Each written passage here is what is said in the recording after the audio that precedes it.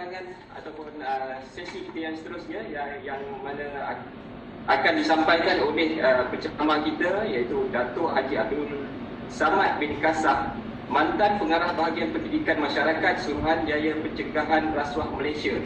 Okey, ini adalah tajuk yang berkaitan dengan kita sebagai pejabat awam.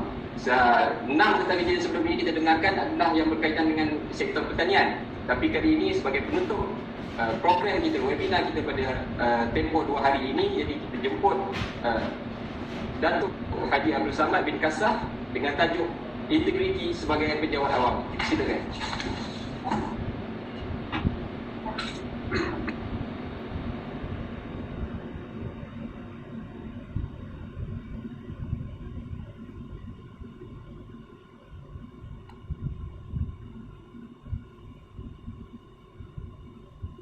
Terima kasih saudara pengacara majlis. Bismillahirrahmanirrahim. Alhamdulillahirabbil alamin wassalatu wassalamu asrafil anbiya'i wal mursalin sayyidina Muhammadin nabiyil ummi wa ala alihi wa sahbihi ajma'in. Wa la rabbi israh li sadri wa yassir li amri wa hlul 'uqdatam min lisani yafqahu qawli. Subhanaka la ilma lana illa ma 'allamtana innaka antal alimul hakim. La haula wa la quwwata illa billahil aliyyil azim. Assalamualaikum warahmatullahi taala wabarakatuh. Salam sejahtera, selamat datang.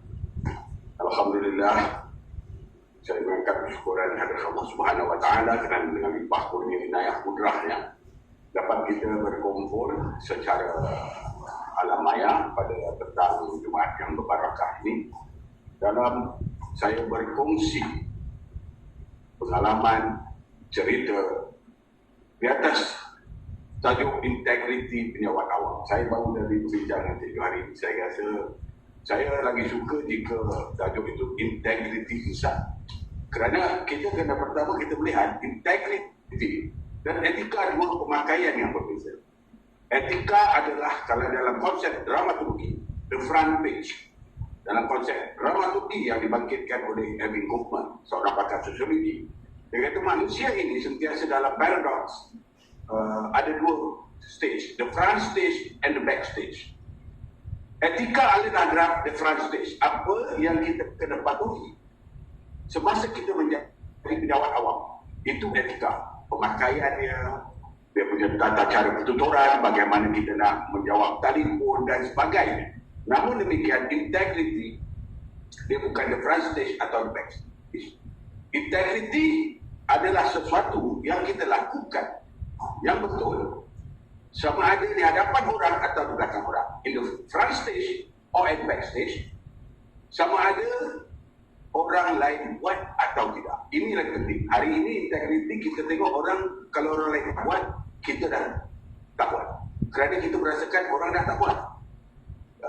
Dan integriti agak payah untuk kita mengukur integriti orang lain. Lebih mudah kita mengukur integriti kita. Dan bila kita bercakap tentang integriti, kita akan jadi defensif. Apabila orang bercakap tentang integriti kita, yang pertama kita akan jadi defensif. Sebenarnya ini bukan kekuatan, inilah kelemahan kita. Kerana apabila orang beri kita teguran mengenai integriti, jika kita menjadi defensif dan masuk ke dalam mode denial, bermakna pagar kita telah mula bocor. Kerana kita tidak memberi satu peluang untuk kita melihat di manakah kelemahan diri kita. Kenapa saya kata integriti ini satu benda yang sangat-sangat benar? Mari kita lihat sejarah tamadun peradaban manusia. Apakah cabaran integriti yang pertama terhadap manusia? Dalam Al-Quran surah Taha ayat 120 dan 121, jika kita tadaburkan, ia adalah merupakan cabaran integriti ke atas manusia. Yang pertama diwujudkan oleh Allah Subhanahu wa taala, yakni Nabi Adam alaihissalam, yang diwujudkan dalam segala kesempurnaan, dalam segala kelengkapan, dalam segala kemudahan, ditempatkan di syurga. Dan apabila kesunyian dijadikan Adam seorang sahabat dan menjadi isteri dan pasangannya Hawa. Satu saja Allah pesan pada dia, jangan kamu hampiri pohon yang terlarang. Dia tak ada nama pun. Dia kata jangan kamu hampiri pun. Namun demikian, Inilah cabaran integriti yang pertama. Apabila syaitan membisikkan kepada Adam bahawa kalau kamu makan buah pun itu yang kononnya namanya buah kuldi, maka kamu akan mendapat kerajaan luas yang tidak akan binasa. Bermula Adam bertahan, tidak tercabar, namun demikian syaitan telah masuk menggoda melalui Hawa. Dan orang lelaki, biasalah, lalu saya sebut, kalau misalnya lelaki yang berjaya di hadapannya ada perempuan yang menyokong dan lelaki yang tersungkur. Kadang-kadang di belakangnya ada lelaki yang menolak. Ini bukan cakap pasal negara kita, saya cakap pasal macam Filipina, Marcos dan Imelda. Kat Malaysia saya tak perasan ada atau tidak ya. Ini saya cakap mengenai negara-negara lain ya. Jadi sebagaimana maksud ayat ini, apabila Adam berjaya diduga, maka syaitan telah menggoda Hawa dan Hawa telah menggoda Adam alaihissalam. Dan akhirnya mereka berdua menjamak buah apel itu. Sebagaimana tafsir maksud ayat 1:1 ini. Dan sesungguhnya telah kami perintahkan kepada Adam dahulu, maka ia lupa akan perintah itu. Dan tidak kami dapati padanya kemahuan yang kuat. Saya minta tuan-tuan ini kalau ada kertas tulis kemahuan yang kuat. Kerana kita akan bercakap mengenai kemahuan yang kuat. Kemahuan yang kuat satu yang ada dalam diri kita. Kemahuan kuat yang dua yang kita kena beda. Kerana dalam ayat ini tidak kami lihat padanya kemahuan yang kuat Adam alaihissalam yang dijadikan dalam segala kesempurnaan dan kelengkapan dan kecukupan dan kemewahan. Bayangkan kita hari ini dalam hidup yang sangat mencabar, yang segalanya perlu perbelanjaan, dan dalam keadaan era COVID ini banyak lagi perkara-perkara lain yang mencabar pendapatan dan rezeki belanja. Hari ini terlalu banyak bil-bilnya. Saya mula kerja tahun 84, bil satu sahaja rasa saya. Tak ada yang sekarang kita ada bil telefon lah, bil wifi lah, kita ada bil hutang kereta, kita ada macam-macam. Kalau di rumah tu nak buat hujung bayaran bulan tu kena buat senarai 8, takut terlupa nak bayar api, air, wifi, Netflix, apa lagi, sampai 5-6. Maknanya kita pernah ini cabaran sebenarnya. Tetapi dalam kes Adam, dia tidak ada cabaran-cabaran seperti itu. Lalu syaitan membisikkan fikiran jahat kepadanya dengan berkata, "Hai Adam, maukah kau tunjukkan kepada kamu pohon kuldi dan kerajaan yang tidak akan binasa?" Dan ayat 1:21 bermaksud, maka keduanya memakan dari buah pohon itu, dan nampaklah bagi keduanya auratnya, dan mulalah keduanya menutupinya dengan daun-daun yang ada di syurga, dan berkatalah Adam kepada Tuhan, maka sesatlah ia. Di sini yang saya nak tarik tadi, sebenarnya kita sangat-sangat terbuka kepada dugaan. Sebagaimana titah Sri Paduka Baginda Tengku Nazrin Sultan Perak ketika beliau menjadi Raja Muda, dan semasa pelancaran Hari Integriti, kalau tak silap saya tahun 2010 diadakan di PICC. Apa katanya? Mari kita just lihat kembali titah. Dia katanya hari ini godaan yang menghakis integriti insan lebih berbagai wajahnya, lebih beraneka rupanya, tidak terbatas kepada sebatang pohon kuldi. Ini yang kita cerita bermula tadi. Ia berbentuk pangkat dan gelaran, wang ringgit dan wanita cantik, intan belian, zamrud dan nilam, percetian dan melancong, bangku besar dan kondom yang mewah. Malah namakan apa saja, lebih membimbangkan. Ia bertopengkan agama. Dari kerajaan berbuka puasa di Hotel 5 Bintang sehinggalah kerajaan melakukan umrah dan mengerjakan haji. Hari ini, godaan menghakis integriti insan di dunia yang fana ini lebih berbagai, dengan daya tarikan yang sukar ditolak, memudahkan titik ketahanan jerpuk, memudahkan iman runtuh. Ini kita ambil 2010. Hari ini kita lihat apa yang dititah itu jadi kenyataan. Hari ini kita lihat perkara-perkara yang bertopengkan agama telah mula menjadi bahan-bahan suapan. Dan kita sekali lagi, kita balik kepada diri kita. Kita rasa kita kuat bila bercakap tentang rasuah ataupun penyelewengan, ataupun apa-apa isu integriti. Kita kadang-kadang menjadi begitu defensif, tetapi sebenarnya kita sangat lemah. Kerana untuk membina kemakmuan yang kuat, kita kata tadi, bukan untuk menerima, kemauan yang kuat untuk tolak. Tapi kita tengok juga benda-benda yang menghakis integriti ini, rasuah, penyelewengan, penipuan, ambil hak orang dan sebagainya, adalah benda yang sebenarnya sangat susah untuk kita menahan diri kita. Kenapa saya kata? Sebab dalam diri kita ini, semula jadi, Allah telah tanamkan satu chips, satu microchips, microchips yang ditanam di dalam diri kita. Sebagaimana dalam surah Al-Imran ayat 14 yang bermaksud dijadikan kecintaan dalam diri manusia itu kepada perkara yang disenangi oleh hawa nafsunya, iaitu wanita dan anak pinak, harta dan emas dan perak yang bertimbun-timbun, kuda yang bertanda lagi terlatih, kebun-kebun, tanaman-tanaman, binatang peliharaan, sawah ladang dan sebagainya. Ini selaras dengan Seksyen 3 Akta Suruhanjaya Pencegahan Rasuah. Apakah bahan-bahan, apakah barang-barang, apakah perkara-perkara yang ditawarkan yang menjadi suapan? Bukankah benda-benda yang ditawarkan menjadi suapan itu semua dah tergaris, termaktub dalam surah Al-Imran ayat 14, yang mana secara tabi'inya sifat semula jadi kita suka kepada benda-benda tersebut. Maka kemahuan yang kuat yang sedia ada, yang tidak perlu dibina dalam manusia, ialah kepada benda-benda indah yang disukai oleh hawa nafsunya. Namun demikian, kemahuan yang kuat yang perlu kita bina ialah untuk menolak benda-benda ini yang boleh diperolehi dengan mudah apabila kita mempunyai kuasa. Ini satu perkara. Dan kalau kita lihat dalam isu-isu integriti, kita rasa kita kuat apabila kita tidak diuji. Kekuatan sebenarnya hanya datang apabila kita telah diuji. Jadi untuk mengedarkan diri kita daripada kerap diuji, di sinilah perlunya pembinaan integriti. Kalau setakat kita beretika, sangat bahaya. Etika ini adalah lakonan semata-mata. Etika ini dalam Islam adalah adab. Sangat beradab, tuan-tuan. Bakal menantu, kalau datang rumah, bakal mentua, sangat beradab. Kalau dia jalan pokok, tangan dia cuit lantai. Kalau bagi kampung, lukis jadi barisan yang sangat lurus, beradab. Tetapi adakah dia berakhlak? Jadi kita kadang-kadang yang menjadi satu stigma, yang menjadi satu paradoks ialah orang yang kita lihat sangat beretika belum tentu dia berintegriti.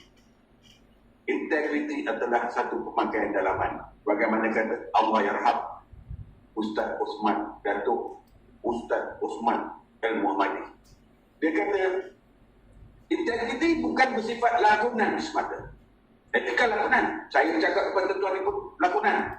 Kita pergi pelatih teknik ucapan awak, tangan nak letak di mana, mata nak pandang ke mana, lontaran suara dan sebagainya. Lakonan. Namun integriti adalah sesuatu yang kita buat sama ada depan orang atau tidak, sama saja. Sebab itu dia bukan lakonan semata-mata. Dan kita perlu ada satu kemahuan yang kuat untuk menjadikan integriti itu sebagaimana mudahnya burung yang terbang dan sebagai mudahnya ikan yang berenang di dalam air. Kalau itu burung yang terbang di udara, dia tidak perlu lagi memikir betul tak langkah sekali. Dia lompat terjun daripada dahan, dia akan secara semula jadi terbang. Ikan yang jatuh ke dalam air semula jadi akan berenang. Dia tidak kalau manusia. Manusia awal nak belajar berenang dia kena kira 1, 2, tarik nafas, kuat dada, gonjang kaki, tapi tak ada. Semula jadi.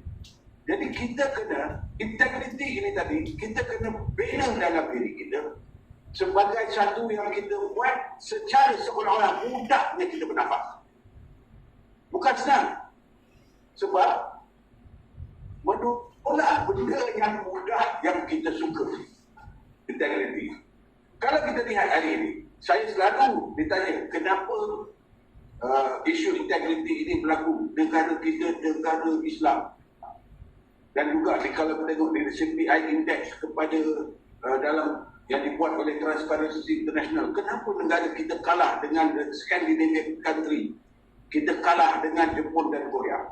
Baik, mari kita lihat satu kali yang paling mudah, isu integriti, bukan rasuah. Isu integriti hari ini mengambil sesuatu yang bukan milik kita.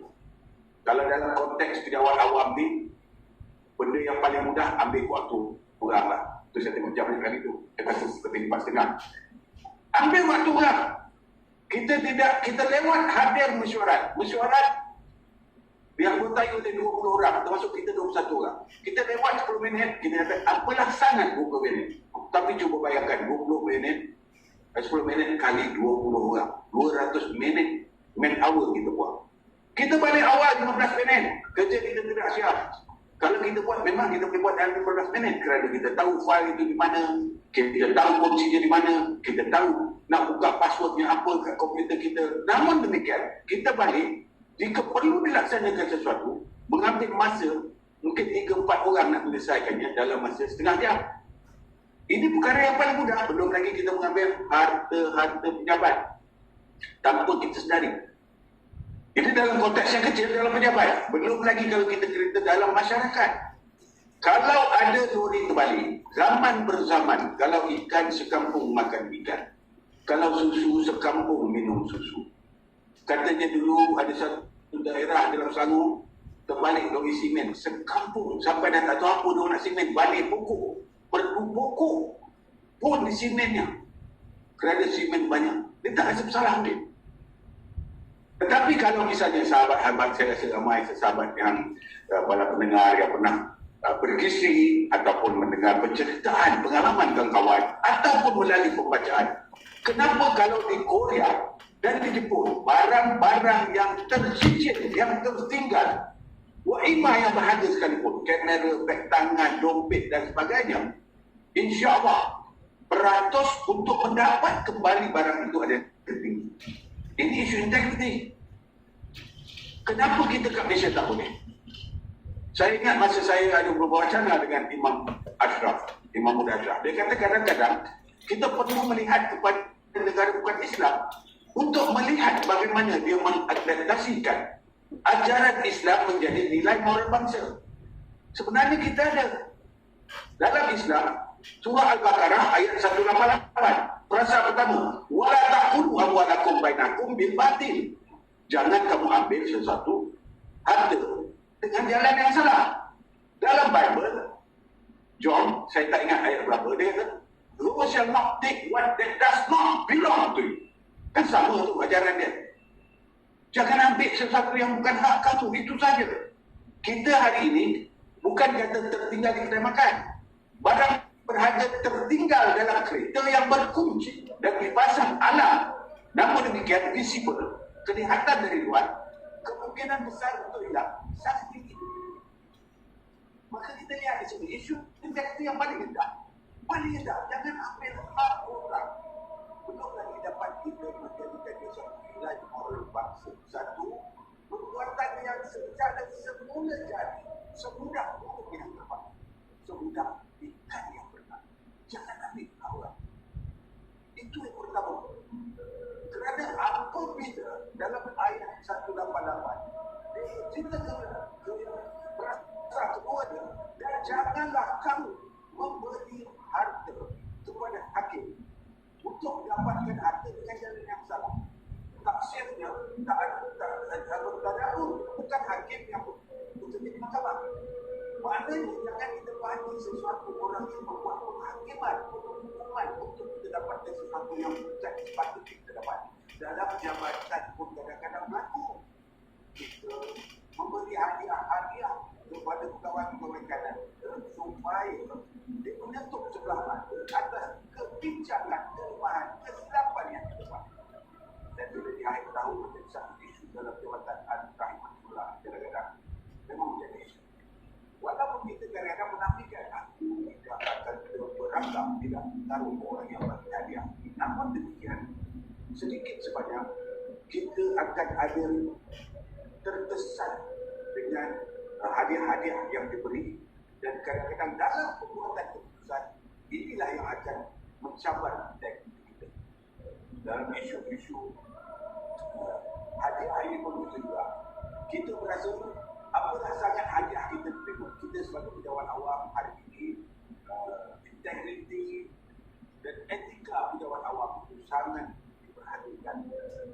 Di luar daripada waktu kerja, jika kita memakai apa juga pakaian yang ada berlogo. Kalau main tadi ke IOA ke pertanian ke FBIN ke ikan ke dan sebagainya, maka penilaian masyarakat akan berbeza. Kita pakai baju tak ada logo apa, lampu merah, orang tak terasa sangat. Kita pakai nampak ada bas logo Jabatan Pertanian, kita langgar lampu merah. Pandangan itu sebab public servant is scrutinized for each step and action. Dia akan diperinci dan diperhatikan setiap tingkah laku. Public servant tak kira jabatan mana. Hari ini kalau kita tengok, saya bukan ketua MPR, saya sendiri pun dalam 20 perkembangan perbincangan saya pun isu lawan-lawan FM yang dibuat dan sebagainya. Malam pun apabila saya bersama kawan KKM, soalan yang diponda bagaimana saya melihat, saya kata saya tidak kira lihatnya.